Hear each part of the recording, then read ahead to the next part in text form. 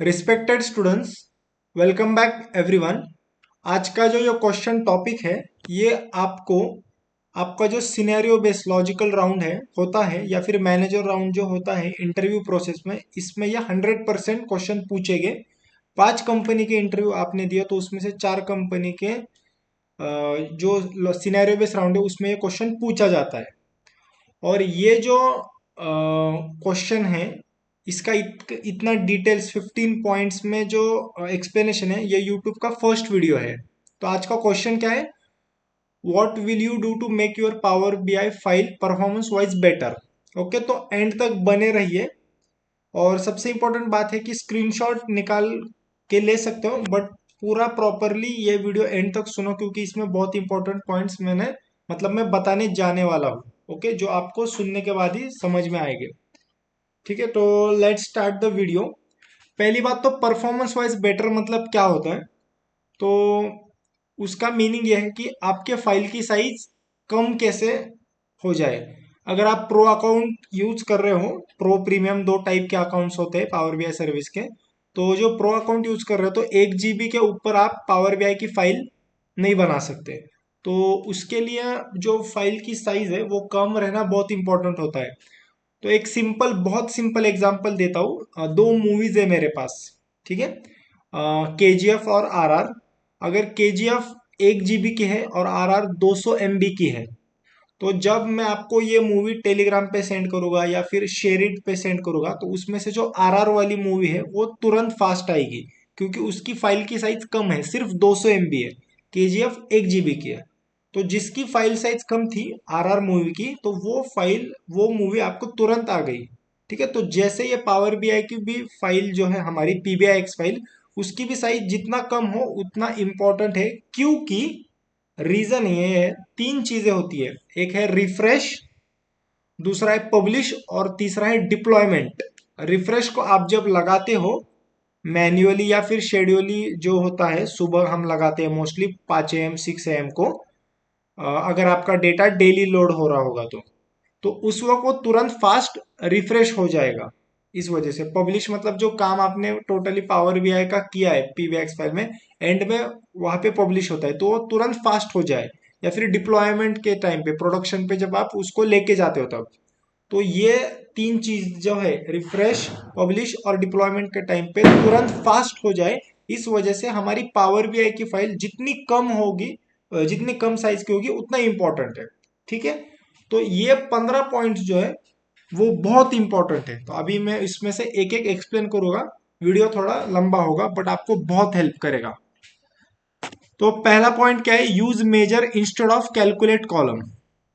तो आपको बताए, कैलकुलेट कॉलम जब हम बनाएंगे, scheme of the table change होता है। मतलब एक दो कॉलम्स हमारे डेटा व्यू जो या फिर टेबल में इंक्रीज हो गए। अगर पहले 15 कॉलम थे तो अब 16-17 हो जाएंगे। ठीक है, तो उससे क्या हो गया? फाइल की साइज बढ़ गई। तो फाइल की साइज बढ़ गई तो again problem for refresh, publish and deployment. और मेजर से तो नम कॉलम वगैरह कोई इंक्रीज वगैरह नहीं होता, जितने कॉलम से उतने रहता है। और आपको ये भी पता है कि measure works on filter context, calculate column works on row context. तो आप क्या करोगे? जितना पॉसिबल हो सकता है उतना आप मेजर यूज करोगे, कैलकुलेट कॉलम नहीं करोगे। ठीक है, बट जहां पर जरूरत है वहां पर यूज कर सकते हो। तो मेक श्योर, पहला पॉइंट ये है। दूसरा पॉइंट ये बहुत इंपॉर्टेंट है, अभी मेरे प्रोजेक्ट का सिनेरियो बताता हूँ। Import only tables which are needed from database. अभी जिस प्रोजेक्ट पे मैं काम कर रहा था कुछ दिन पहले, उसमें जब एक टेबल था उसमें 80 कॉलम्स थे। कितने? 80 कॉलम्स। जब हम हमारे क्लाइंट के साथ, और या फिर क्लाइंट के टीम का जो एंड यूजर होता है या फिर जो हमारा बिजनेस एनालिस्ट होता है, उनके साथ जब मैंने मीटिंग्स वगैरह की, या फिर रिक्वायरमेंट गैदरिंग की जो स्टार्टिंग में जो मीटिंग्स होती है, स्क्रम मीटिंग्स, तो उसमें मुझे ये पता चला, और मुझे जब बीआरडीआई, बिजनेस रिक्वायरमेंट डॉक्यूमेंट, जो स्टार्टिंग में आता है प्रोजेक्ट में, वो जब आई, तब मुझे पता चला कि ये 80 कॉलम में से इसमें से सिर्फ 18-20, 18 से 20 कॉलम ही इंपॉर्टेंट है, बाकी के 60 कॉलम तो इंपॉर्टेंट नहीं है। तो वो कॉलम्स मैंने लोड नहीं किए थे। ठीक है, या फिर एक आधा टेबल कोई मतलब इंपॉर्टेंट नहीं है, तो आप उसको मतलब लोड मत करो, और बाद में आप ले सकते हो जब वो आपको लगने वाला है तब। ठीक है, तो ये पॉइंट है दूसरा। तीसरा, use import mode rather than direct query. तो इसमें सबसे इंपॉर्टेंट बात क्या है कि पहले तो इंपोर्ट मोड में डेटा व्यू में टेबल दिखता है, डायरेक्ट क्वेरी में नहीं दिखता, जो कि मुझे तो बहुत बड़ा ड्रॉबैक लगता है, क्योंकि आपको डेटा वैलिडेशन या फिर डेटा रीडिंग अंडरस्टैंडिंग के लिए, प्लॉटिंग के लिए एवरी टाइम आपका डेटा दिखना बहुत ज़रूरी है। तो ये डायरेक्ट क्वेरी में नहीं दिखता, ये गलत, मतलब थोड़ा प्रॉब्लम आता है हमें। तो डायरेक्ट क्वेरी इंपोर्ट मोड क्यों यूज करते हैं, क्योंकि डायरेक्ट क्वेरी में टाइम इंटेलिजेंस डैक्स फंक्शंस यूज करने में थोड़ा प्रॉब्लम आता है। फिर हमारे जो विजुअल से 8 से 10 सेकंड लोड होने में ज़्यादा टाइम लेता है, डायरेक्ट क्वेरी है इस वजह से। नहीं तो फिर जो पावर बीआई सर्विस में क्विक इंसाइट ऑप्शन जो है वो भी नहीं दिखता जब हम डायरेक्ट क्वेरी से डेटा लेते हैं पावर बीआई सर्विस में।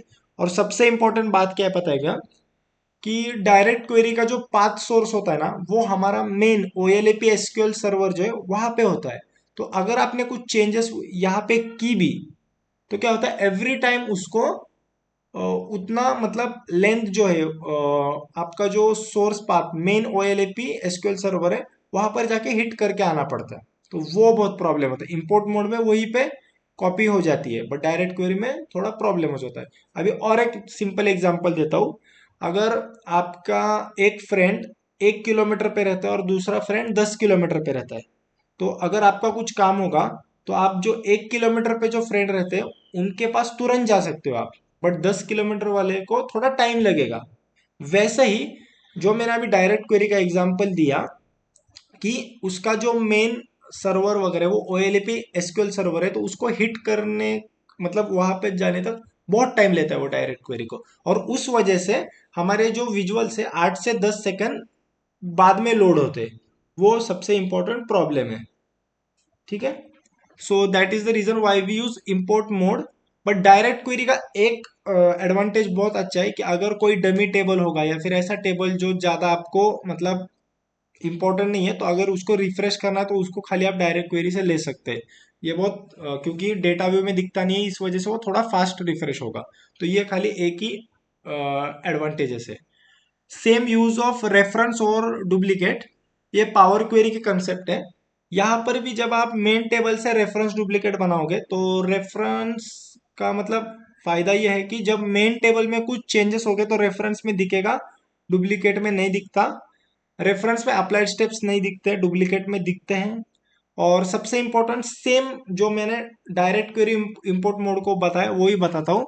रेफरेंस जब आप बनाते हो मेन टेबल से आपके, या फिर तो उस वक्त क्या होता है ना, आपको जो पाथ सोर्स है वही पे पावर बीआई पे होता है, बट डुप्लीकेट के लिए वो same again same as direct query. And then फिर उसको हिट करने में जो पाथ सोर्स है उसमें टाइम लगेगा डुप्लीकेट के लिए, बट रेफरेंस के लिए नहीं होगा। अगर आप यहाँ पे पावर क्वेरी में जाओगे, रेफरेंस करोगे, ऊपर देखो फॉर्मूला बार होता है, FX बार, तो वहां पर आप देखोगे ना, तो रेफरेंस का वो जो मेन टेबल है वही पाथ दिखाएगा, उसका नाम दिखाएगा, बट डुप्लीकेट के लिए बहुत वो प्रॉपरली सब दिखाएगा। ठीक है, तो आप इंपोर्ट मोड को रेफरेंस से और डायरेक्ट क्वेरी को डुप्लीकेट से, जो एक पॉइंट है पाथ और सोर्स का, उसमें कंपेयर कर सकते हैं, खाली एक पॉइंट।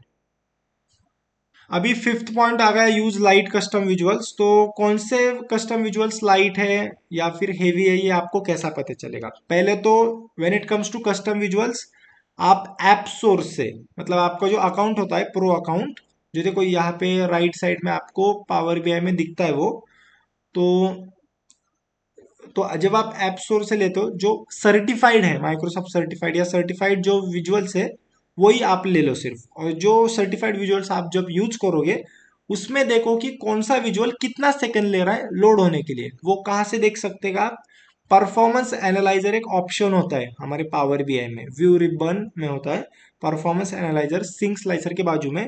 तो जब आप उस पर क्लिक करोगे, तब स्टार्ट रिकॉर्डिंग पे क्लिक करो, और आपके पेज में जितने भी विजुअल्स है वो कितना टाइम ले रहे हैं लोड होने के लिए, वो आपको वहां पे दिखाएगा। तो जो कस्टम विजुअल्स लेस टाइम ले रहा है लोड होने के लिए, उसको आप रोको, बाकी के निकाल दो। ठीक है, फिर अभी ये पॉइंट आ गया, use of data profiling. Data profiling मतलब पावर क्वेरी की कंसेप्ट है, जहां पर व्यू रिबन में होती है 3 ऑप्शन है उसमें, column quality, column distribution and column profile. तो उसमें से जो कॉलम क्वालिटी है वो आपको एम्प्टी रोज एम्प्टी कॉलम्स या एरर्स वगैरह ये सब दिखाता है, तो आप उसको रिमूव कर दो। जो कॉलम्स आपको नहीं चाहिए, जो रोज नहीं चाहिए, अनवांटेड टेबल है, उसको आप ले लो। या फिर और एक बहुत अच्छा ऑप्शन है डिसेबल लोड का। ठीक है, तो अगर पावर क्वेरी में 5 टेबल्स है और आपको सिर्फ 3 टेबल ही चाहिए पावर बीआई डेस्कटॉप में जाने के लिए, तो आप क्वेरी पेन में राइट क्लिक कर सकते हो और वहां पे देखो एक एनेबल लोड का ऑप्शन होता है, वो टिक मार्क होता है, उसको अनचेक करो तो वो टेबल लोड नहीं होगा। तो ये इंपॉर्टेंट है।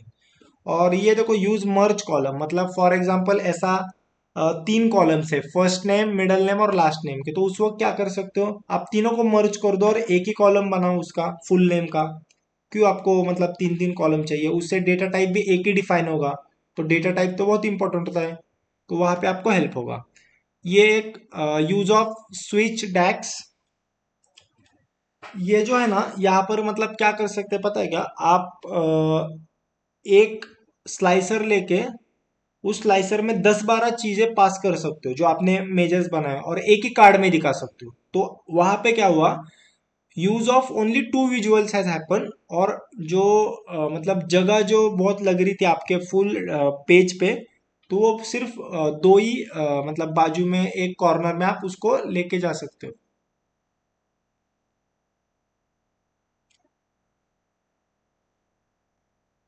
ठीक है, सॉरी गाइज। तो स्विच डैक्स कैसा है पता है क्या, आप है ना एक स्लाइसर में आप जो आपके जो विजुअल्स या फिर आपके जो मेजर्स बनाए, फॉर एग्जांपल हम कह सकते हैं टोटल रेवेन्यू का बनाया है, एमटीडी सेल्स का बनाया है, या फिर ईयर ऑन ईयर का बनाया आपने, या फिर जून के सेल्स है, महाराष्ट्र का या गुजरात का पॉपुलेशन कितना, ये फाइंड करने के ऐसे मेजर्स बनाए। उस मेजर्स को आप स्विच बोल के एक डैक्स होता है, वहां से आप बना सकते हो। मेरे आगे के जो वीडियो आने वाले उसमें प्रैक्टिकली मैं बताऊंगा। फील्ड पैरामीटर्स देखो, व्हाट इफ पैरामीटर जहाँ पे बनाते हैं उसके नीचे में फील्ड पैरामीटर्स होता है, वहां से आप वो भी कर सकते हो। तो यहाँ से कंज्यूम लेस स्पेस लेगा वो। ठीक है, less use of slicer is must, ये बहुत इंपॉर्टेंट पार्ट है। Slicer is the most powerful visual in power BI, ये मैं बोलते आया हूँ क्योंकि वो बहुत इंपॉर्टेंट है, क्योंकि वो फिल्ट्रेशन वगैरह करता है प्रॉपरली। बट इसमें एक चीज है, लेस यूज ऑफ स्लाइसर क्यों, क्योंकि जब स्लाइसर हम लेते हैं तो वो 2 क्वेरीज को जनरेट करता है। मेक श्योर एक क्वेरी जो होती है वो डेटा को फेच करती है, और दूसरी क्वेरी जो होती है वो सिलेक्शन जो हम स्लाइसर में करते हैं ना, उसकी उसको मतलब वो उस पे वर्क करती है, एक डेटा पे और एक जो हमने फिल्टर किया उस पे। तो less use of slicer is very important थी। अभी ये डिसेबल डेट हायरार्कीज है ना, ये भी बहुत इंपॉर्टेंट है। इससे तो फाइल की साइज दुगनी डबल भी होती है। मतलब जो डेट हायरार्कीज होती है like year, quarter, month, day, ऐसा जो होता है, तो उसको आप डिसेबल कर दो जितना पॉसिबल हो सकता है उतना। ये जो देन अगेन ये पॉइंट है, will not connect to fact tables and avoid many to many relationship. 2 fact tables को कनेक्ट करना मतलब गैलेक्सी स्कीमा फैक्ट कंसल्टेशन होता है, तो उसके वजह से बिजनेस एरर्स दिखाते हैं। फैक्ट टेबल में मोस्टली फॉरेन कीज होती है, ठीक है, जिसमें रिपीटेटिव वैल्यूज वगैरह होती है, तो उसको अवॉइड करने का। मैनी टू मैनी रिलेशनशिप को तो बिल्कुल भी अवॉइड करने का। Always go for while making data modelling, आप जब मॉडलिंग वगैरह करते हो आपके मैनेजर आपके साथ होते हैं, नो डाउट, क्योंकि बहुत ही इंपॉर्टेंट चीज होती है वो जब आप प्रोजेक्ट स्टार्ट से कर रहे हो। तो उसमें मैनी टू मैनी रिलेशनशिप को अवॉइड ही करते हैं हम। We go for one to many और मेनी टू वन। ठीक है, फिर will avoid quick measures. Quick measures से क्या होता है, सेम डेट हायरार्की आती है जब हम टाइम इंटेलिजेंस फंक्शंस के क्विक मेजर्स यूज करते हैं, उसके वजह से डेट हायरार्की आती है, उस वजह से अगेन फाइल की साइज बढ़ती है। ठीक है, अभी ये जो पॉइंट है, ये जो 2 पॉइंट मैं बताने जा रहा हूँ लोग, मतलब ये बहुत सिंपल है करने के लिए, बट ये बहुत फाइल की साइज बढ़ाता है, कंज्यूम करता है साइज। ठीक है, try to avoid use of text data types of column. जब आप पावर क्वेरी में जाओगे ना, तब वहां पे देखो एवरी कॉलम का डेटा टाइप डिफाइन करता है।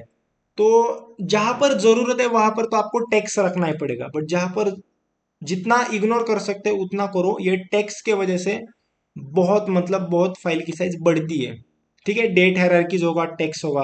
देन अगेन देखो आप, ये disable auto date and time, जो फाइल ऑप्शंस एंड सेटिंग में होता है ना, वहां पे देखो करंट फाइल में आपको डेटा लोड में disable auto date and time है, वो भी आप डिसेबल कर सकते हो। या फिर ऑटो डेट एंड टाइम का जो डेटा टाइप है कॉलम का, उसको भी जितना आप निकाल सकते हो उतना निकालो। अगर आपके प्रोजेक्ट में सच में टाइम की जरूरत है तो रखो, नहीं तो उस कॉलम को स्प्लिट करके आप क्या कर सकते हो, स्प्लिट कर सकते हो, जिसमें डेट और टाइम दिखा रहा है उस कॉलम को स्प्लिट करो और जो टाइम वाला कॉलम है उसको पूरी तरीके से निकाल दो, बात खत्म हो गई।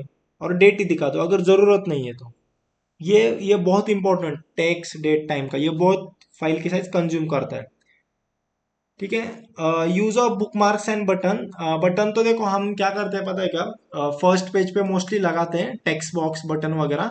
हम जब प्रोजेक्ट वगैरह कंप्लीट होता है ना हमारा, तब पहले पेज पे हम प्रॉपरली वो कंपनी के बारे में, प्रोजेक्ट का पर्पज वगैरह वो सब लिखते हैं मोस्टली। तो वहाँ पे जो अगर 15-20 पेजेस डैशबोर्ड्स हमने बनाए हैं उस रिपोर्ट में, तो वो सब पेजेस के बटन्स बनाते हैं। ठीक है। बुकमार्क से भी बहुत सारी चीज़ें यूज़ की जाती है, और ये मतलब लेस स्पेस कंज्यूम करने के लिए भी मैंने खुद ने बुकमार्क यूज़ किया था। शो एंड हाइड का एक ऑप्शन होता है सिलेक्शन पेन में, तो बुकमार्क भी आप यूज़ कर सकते हो। And last point is very important, कि जो आप मॉडलिंग करते हो तो स्टार स्कीमा यूज करो। स्टार स्कीमा बहुत सिंपल होता है, एक फैक्ट टेबल बाजू में 4-5 डायमेंशन टेबल, एंड देन फिर आप उस स्टार स्कीमा पे कर दो। स्नोफ्लेक में क्या होगा, डायमेंशन टेबल डायमेंशन से कनेक्ट होगा, फैक्ट टेबल्स भी बहुत सारे हो गए, हायरार्कीज होती है, हायरार्कीज में अगर डेट हायरार्की आ गई तो अगेन फाइल की साइज बढ़ गई, बहुत कॉम्प्लेक्सिटी बढ़ गई। But if snowflake is important then go for it, but second preference आपका होना चाहिए। ठीक है। गैलेक्सी स्कीमा तो बिल्कुल भी मत यूज करो, जिसको फैक्ट कंसल्टेशन बोलते हैं, उसमें तो 2 फैक्ट टेबल ज्वाइन होते हैं, वो तो बिल्कुल भी मत यूज करो। But go for star schema, and if it is needed then only go for snowflake schema. और अगर ऐसा कोई सिचुएशन आ गया, अगर आपको डीनॉर्मलाइज डेटा मिल गया एक ही टेबल, उसको नॉर्मलाइज करना है, ब्रेक डाउन करना है, तो उस वक्त भी make sure that you are going for star schema only rather than snowflake schema. Okay guys, तो ये 15 पॉइंट्स बहुत इंपॉर्टेंट है। आपको जब इंटरव्यू में ये पूछा जाएगा क्वेश्चन, तो इसका बहुत डिटेल आंसर दे दो।